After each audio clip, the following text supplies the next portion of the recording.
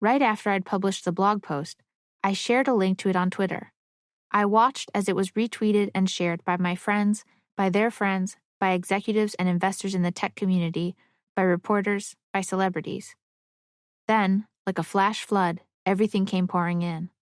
There was a flurry of text messages and phone calls, some from friends and family, others from unknown numbers, and notifications from social media. My Gmail and Twitter apps were the first to crash. I was receiving too many emails and tweets for them to keep up. My phone screen started flashing, unable to withstand the barrage of notifications, and my phone crashed over and over. It would buzz as notifications flashed across the screen, then crash, power down, restart, and begin to buzz again. I felt paralyzed. With my phone rendered useless, I couldn't talk to anyone. I couldn't call Chad to warn him, couldn't call my mother and stepfather to let them know I was about to be on the news. I carefully picked up my endlessly crashing, buzzing, ringing, restarting phone and carried it downstairs to the bedroom.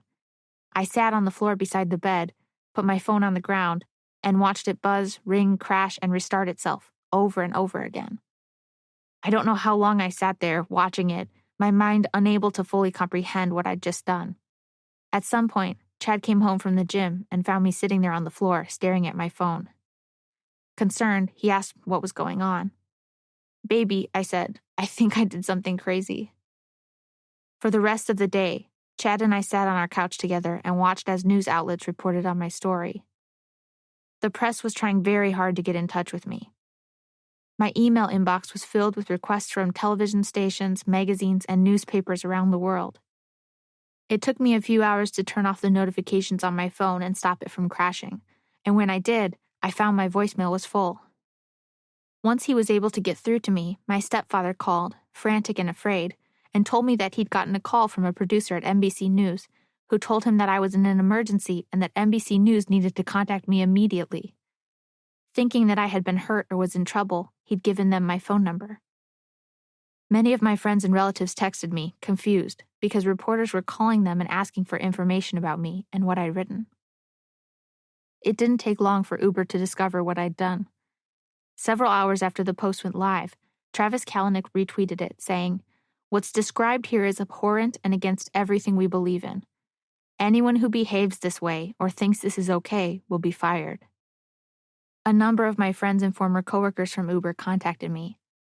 The ones who had experienced mistreatment, who knew what was going on at the company, weren't surprised by what I'd written and thanked me for speaking out. "Finally," one friend said. A few Uber employees who I didn't know reached out and expressed shock and disbelief that such things had been happening at the company. Some of them were angry at Uber, but quite a few of them were angry at me.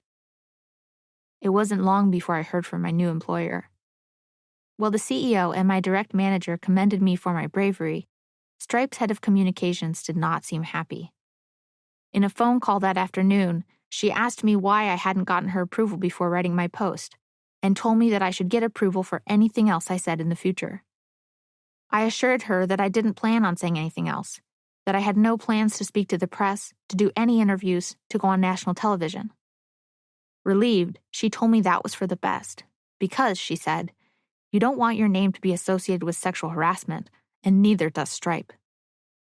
She asked me to work from home until the press attention died down, because, she said, members of the press were going to come to the office looking for me. I felt overwhelmed. To get out of the house and distract myself, I walked to the nearest bookstore, a Barnes & Noble, leaving my phone behind. I got a cup of coffee at the Starbucks inside, then meandered through the aisles of books and thought back to my childhood. Every Sunday afternoon after church, the Fowler family would pile into the old blue minivan that didn't have any air conditioning and drive down to Phoenix. We'd stop at all the bookstores on Bell Road, first at the Borders, which had the best philosophy section, and then at the Barnes & Noble, which had the best fiction collection. We'd all spread out across the stores, each of us going to our favorite sections, and we'd sit in the aisles and read for hours. At that moment, I wished that my life could be that simple again. I picked up a biography of Abraham Lincoln and found a quiet place to sit in the computer science section. A few minutes later, I overheard two people in the aisle talking about my blog post, arguing about whether I was telling the truth and wondering about what would happen to Uber. I tried to ignore them but couldn't, so I decided to buy the biography and go home. When the cashier rang me up, she asked me, "So what did you do today?"